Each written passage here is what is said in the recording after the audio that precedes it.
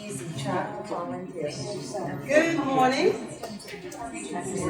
How's everyone doing today? Good. Let's turn the lights up a little bit.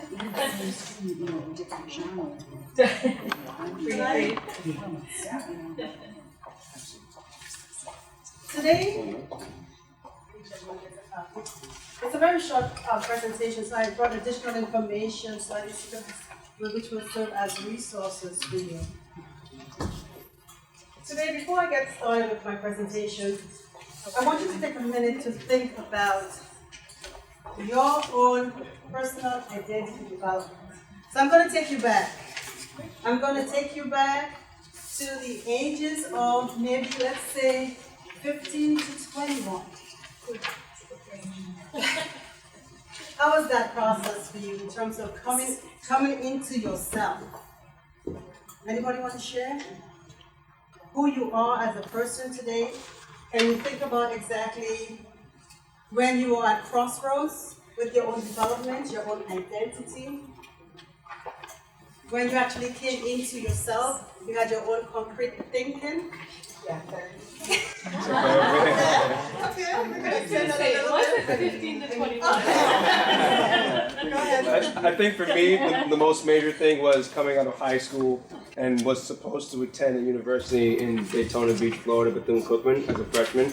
And, due to financial issues, I never actually made it down there, which left me here. And so I had like an identity kind of, I guess, crisis, whereas to what do I do now, from that 18 to 21, which led to some... So crossroads. Yeah, some ill decision making. Somebody else is going to say something? I definitely did not know what I was doing. I just did, day by day, but I didn't really have a sense of, I certainly didn't know where I would end up. Okay, so it's fair to say now we're looking at maybe 18 to 29. That's a fair when you actually settled and became concrete in exactly who you are, confident? I would disagree with that. Go ahead. But we all have different stages of development. Because even in that stage, had somebody said when I was 22, even that I would be a college professor, I wasn't in that place. I was in a different direction, and so probably for me it wasn't until my late 20s, early 30s particularly. Go ahead. I knew by 11. So Wow. You knew by 11. How'd you know by 11? Both my parents were teachers. Okay. Okay, so this is good. This is a nice segue into understanding who our students are and in terms of exactly their own identity development. So this workshop is going to talk about, when we look at identity development, we're going to look at in terms of race, gender, class, ethnic background, and sexual orientation as students navigate through the college. So coming to college alone, it's a new culture for many students. We know that many of our students are first generation. So navigating through campus, like we know many of our students are first generation students. So this is a whole new foreign world. In addition, they're going through their own identity development. So I decided to take a different twist in our presentation today. We've all learned and know a lot of information about first generation. But for us to, this is almost like a recap or reintroduction or introduction into the identity formation and making sense of who they are against, or I'll say the intersectionality with race, gender, class, ethnic background. Next slide, please. So the reason why is for us to continue that conversation, always having that conversation of exactly how can we continue to empower our students in and out of the classroom and make them be successful. So who are our students? I'm not going to go over it, but in your packet, you have a copy of the results of the Campus Climate Survey from spring to 16. Of special mention I want to bring to your attention. Does anybody not have it and need it? You will see data from you see 2016 CCS, that's the Campus Climate Survey, and also the fact book. So it's actually cross-reference against the college fact book. But of special mention, I want you to realize the percentage of students who are between the ages of 18 to 29. And we just made reference of that. The age they're going to in terms of defining who they are. Also, what's nice about the campus climate survey on the back, it talks a little bit about gender identity, and it gives us a little more depth into sexual orientation of our students. Okay, so you can take some more time at some point to digest that information. Next slide, please. Okay, so what is social identity development? I will mention it briefly. This is the process by which people come to understand their social identity. We're looking at ethnicity, we're looking at race, we're looking at gender, we're looking at sexual orientation, and two, how these identities affect other aspects of our lives. And another key element is that timing and place influence social identities and are constantly shifting. In your packet, I've given you a model where you can take a closer look at how all these identities come together. And the interesting thing about it, they don't only exist by themselves. For me, I'm defined as a black woman. So I'm a woman and I'm black. When we look at my culture, my religion, I'm Catholic. So basically I make a lot of my decisions based from these lenses, as well as in terms of also from the Caribbean. So all of that come together to make a composition of who I am, the decisions I make. And each of you, your social identity, you make decisions based on all of the following elements.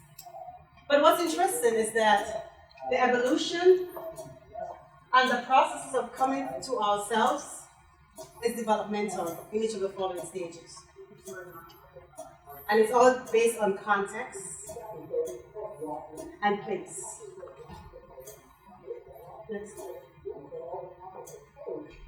So basically we see an overlapping of identities and also socio-economic status as well. And these mean different things to different people, like I said, based on time and context. Next slide. So let's look at the complexities of social identity development. What's the big deal about social identity? It is social because other people, and also including yourself, evaluate a person and make judgments based on these identities, and we know the identities are mentioned. And two, the concepts of privilege and oppression underlie interpretations of social identity. Some identities are privileged in the United States and others are oppressed. So let's come to a common definition of oppression and privilege. Next slide. When we talk about oppression, we talk about these attitudes and behaviors which are pervasive, and because of the systematic social arrangements by which members of one group are exploited and subordinated while other members of the groups are granted privilege. Oppressed people are confined and shaped by forces and barriers which are not accidental. And oppression may also take different forms, including exploitation, marginalization, powerlessness, cultural imperialism, and violence. So I wanted us to have this baseline in terms of our definition. Let's look at privilege. There are two types of privileges. We're looking at unearned entitlements, privileges we should all possess, and confer dominance. One group of power has power over another. Next slide. So there are types of privileges. Sometimes you don't even realize that based on either, let's say, external, our skin complexion, our social class, we're also in a privileged, we may be privileged. Our gender also puts us in a privileged category. Being heterosexual puts us in a privileged category. Ability puts us, sometimes we don't even think about all of those, but someone who's more in an oppressed group, who maybe a student with disability may actually feel the oppression compared to someone who's not disabled, even being Christian. So everyone should actually have completed the yellow form or white form, and you should have tallied your scores. It talks a little bit about you, but just in terms of, did anyone get between 10 or 12? 10 or higher? What did you get, Steve?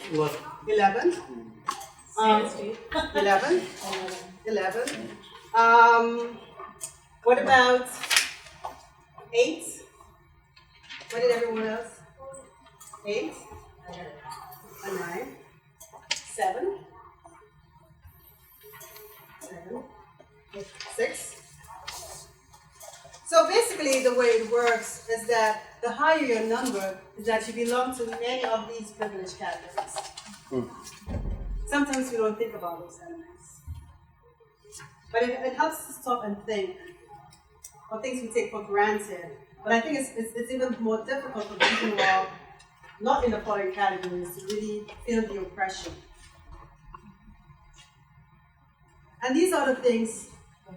I'm just unfamiliar with this term. On this the very last one, under sexual identity, yeah, the system. The gender you were born with, if you identify that gender you were born Okay. with.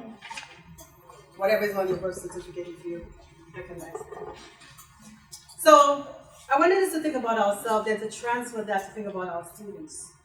How do our students make meaning of this entire process? We actually looked at, in terms of the percentage of students who are actually on our campuses, and many of them are actually going through these stages of making meaning. So we're going to use Baxter for all the stages of development in terms of making meaning. And there are 4 stages. The first one is following formulas. So as a kid, you go to church every Sunday, you go to a Catholic church every Sunday, I heard that. You're following formulas. At some point in your life, you're like, what am I gaining from this church? Does it make sense to me, my development? So then you're at crossroads. Then at some point, sometimes with trials and tribulations, you decide, you know what? I am changing churches. I'm going to go to a Baptist church. This is more meaningful to me. So basically, you get to the point where you become the author of your own life. And then you fully actualize. Or you know what? This is who I am. So despite of my parents' influences, despite of society, especially when you look at, I know I'm jumping ahead, when you look at, let's say, being a lesbian. Let's say, I know I'm jumping ahead, we can go to the next one. Let's say, okay, let's slow down. Self-authorship, just give me a definition. The internal capacity to define one's beliefs, identity, and social relations. How do I know? Who am I? And how do I construct relationships with others? And we're going back to that model of that intersectionality. So you get to that full actualized point in all your identities where you can actually make that decision of who I am, despite my sex, my religion, my identity, my social class, and things of that nature. But actualization under making meaning, that's actually different for everybody. Like levels of maturation. Yes. So you come to that Place conclusion. and context. Okay. Yes. How does the spiritual aspect fall into this? I'll give you some examples in a minute. So basically, some religions will, I'll give you an example. An example of a college student who is, it may not be relevant to this campus, but who is an athlete. And he's a white male, he's a college, he's Catholic, but also he's gay. So you see how the tension could form? Because when these intersectionalities happen, or when, you know, in terms of your family beliefs, your expectation. So let's go back to the next slide. So this is the development that happens. And it may happen to all of us. We've all gone through that sometime, all of these stages at some point. So I say that to think about our students as they navigate on our campuses, to be mindful and to be aware of exactly the stages of identity development. Let's go. I know time is of the essence. Next one. So what happens now, in this, we were able to, you also have a copy, we were able to look at this model earlier, but the difference in this model right now, you see a mesh. And that's how, when you get to that stage, you're able to filter and make meaning of who you are. So that's when you get into the self-authorship. So despite what my parents think, I'm confident in who I am. I'm confident in place in my relationship with God. So sometimes many of our students, we may find them to that crossroad stage where they're trying to make meaning through exactly who I am. Let's go to the next slide. So I'm going to share a couple of case studies or stories with you, and I'm going to ask you, in your packet, I give you more in-depth information about self-authorship on the second page. So for your own additional research and information, so you can listen to it. But on the second page, you could draw a reference to the phases of development at the top page. So I'm going to read a couple of stories with you of individuals who are going through the identity development stage. And you're going to tell me exactly what stage you think they are at.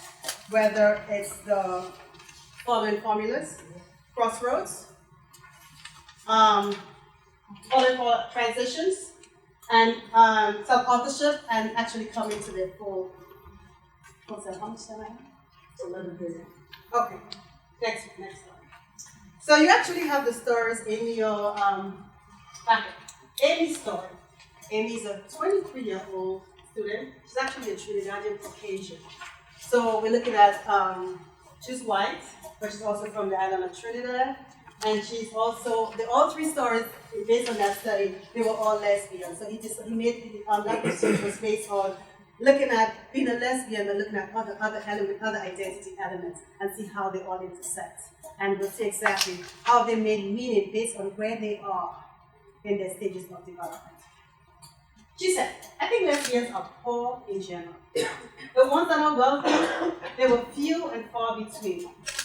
You usually see lesbians who are at bars, UPS delivery workers, or the lesbian as the construction worker. You see the lumberjack. You never see the lawyer or the doctor in these bars. You never see the professional lesbian. I think it's because lesbians I'm in contact with are young. They are all just out of college or in college. So she's based on her context. And then the older ones you see at the bars are all tired lesbians that are really gross up and old in their 40s and 50s and sipping on whiskey.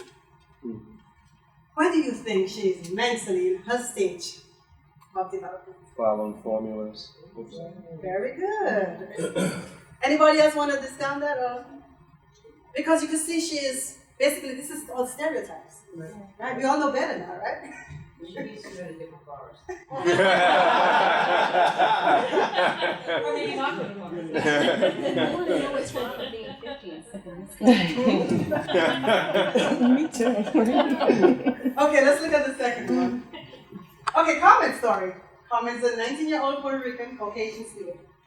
God made me this way. Even it's a flaw that He created. I just don't think that because I love differently, He doesn't want me to follow His religion or anything like that. The only person that should be concerned with that is me and God. Our relationship is whatever I want it to be. But then she goes on to say, I think it's just difficult, just because some religions aren't accepting of my lifestyle and stuff like that. Christianity, they don't accept it. It's not viewed as normal. It makes it harder for me to relate to religion, equip religion in my life. Where is she? Very boxed. Frustrated. Yes. Because one time she said, God made me that way. Then all of a sudden, why isn't Christianity a religion accepting of me? If God made me that way. Can you relate to some of the experiences or conversations with our students?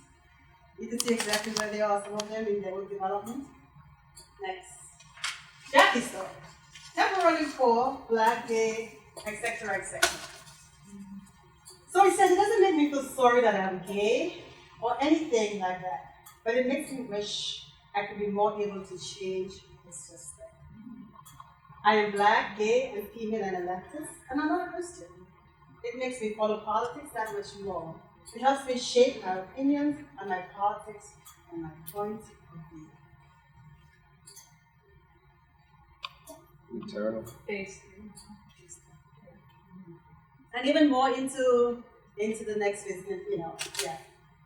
But she knows who she is, despite her identity. She's able to accept it, despite she's able to filter maybe what her parents are saying. And I think the story also talks a little bit about she is also an IT person and she's female and she's actually not getting the same pay as a male counterpart. So she's like, that's why she gets temporarily poor and things of that nature. So she's also have that gender oppression right now. So which was that one? The last. Or was it Total Foundation? Yeah. So why do we study all of that? Why is that important? So I wanted to touch a little bit about how much time do I have? 15? 5, I think. 5 minutes. Okay. 5 minutes of my questions. So 5 minutes, we're done. Okay. So we can end right here. But in terms of, it's important that we all know. Can you go to the last couple of slides? Okay. So basically understanding our own development, I think is key, but also understanding exactly the crossroads many of our students, can you go to the slide before? Many of the students, our students face, and sometimes you see that in transitions. So we're looking at, can you go to one before? So transitions normally occur at several phases. When our students move in, students move through, and our students move out. So we have a lot of support services. But I want us as educators to always, we need to get to the point of continuously improving on our students. Also better understand our students and their needs. So that was one of my purpose or main goals for actually doing that presentation, but also to hear from you in terms of your experiences in the classroom or out of the classroom, and what can we do to better serve our students and move towards that point of excellence. And questions, I'll take questions. Not a question, but a comment. I was just actually yesterday, I was at the Met in New York, and I'm reading James Baldwin's The Fire Next Time. And it's a collection of essays, and he's actually talking about his struggle with religion and with his father. So this Baxter Golden model, it fits actually perfectly. Like I can actually analyze, I can go back now and finish an essay and analyze his experience. And he's, the 4 steps that you're talking about, he actually struggled with and so forth, coming at a crossroads, battling with his father about religion. He actually went to an opposite church of his father's when he started to become a junior minister and so forth, in his entire struggle. And actually maybe you might have just given me an opportunity to actually incorporate it into my literature and my courses to analyze Baldwin's life, through these steps and these models and so forth. And the package I gave you, there's also additional self-authorships individuals who actually talk about different stages, which are all similar in terms of those processes. Jackie, I just wanted to comment, and this sounds such a weird thing after the wonderful things you're reading, but if anyone has not read Jodi Picoult's Small Great Things, it kind of is what you're talking about, but I think we also don't often understand that we may have privileges that we're not even aware of. Yeah. And so within that book, she really starts looking at that. Are we privileged? Because for me, I'm a white female. What are my privileges that I can't even see? And so I think starting to look at, and when you talk about students, what are the challenges our students bring to the table? Yeah, and I think about economically, many of our students are quite challenged, and if I can't get that with them, then I can't serve them as well as understanding. They may not have access to food, they may not have access to gas money to get here. All of these things that impact them. So it's a fiction novel, but it's a fabulous way of saying maybe I need to step back and look at how I am privileged and not as challenged as some other folks. And not only that, but your own development too. Because we all went through a process. Yes, absolutely. We all went through some type of stage based on taste and context. Absolutely. So. I think that the students who are what they call accessibility students really need a lot of help. I mean, there's some colleges have an office of accessibility and they do different things. I know it's difficult here, but they really are individuals that really need somebody to be able to take them by the hand and continue on and help them. Absolutely. And that's unfortunate because we don't always have the facility to do so. So that's one of the things I'm always thinking about assistant students. I know it's just short, we're ending, but when you define white privilege and being female, one of the things that I really feel needs to be addressed is what happens to the white privileged female when she becomes divorced. Context. Yes, context. Place. It's always shifting. That becomes it may become an economic situation or social. Economic, Yeah. social, spiritual. Yes. So it's And how does that affect their children? Exactly. What's who are they? Can you go to the next slide, please? So when we look at how do individuals help or navigate through transition, it's all based on the situation, based on the context, on the self, exactly who you are, your psychosocial cognitive, the way you're able to think and make sense and make meaning of places, the support system, and what strategies you use to help you navigate through that. Right. Yeah.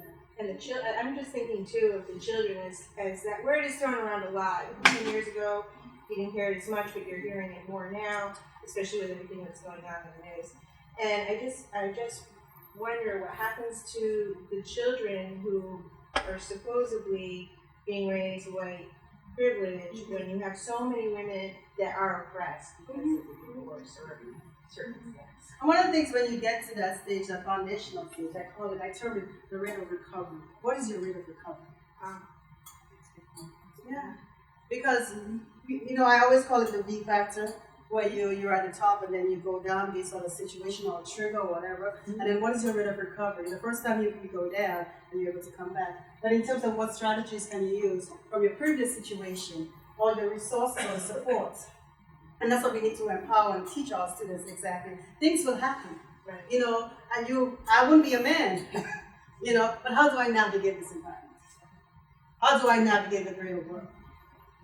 In analyzing that, also too, what happens with white privileges in that particular scenario, you don't necessarily lose the white privilege. It may be set back from economical basis of divorce and so forth, but the aspect of white privilege is that the woman is still white, children are still white, and so that privilege is still there. When you compare it with maybe a black woman who's going through a similar situation. Within the scenario of there is the possibility of remarriage for economical gain and so forth, but for a non-white individual, those aspects of that privilege or access to those resources is completely totally barred. So moving into the context of situation self-support and strategies. Well, I thank you very much. Thank you.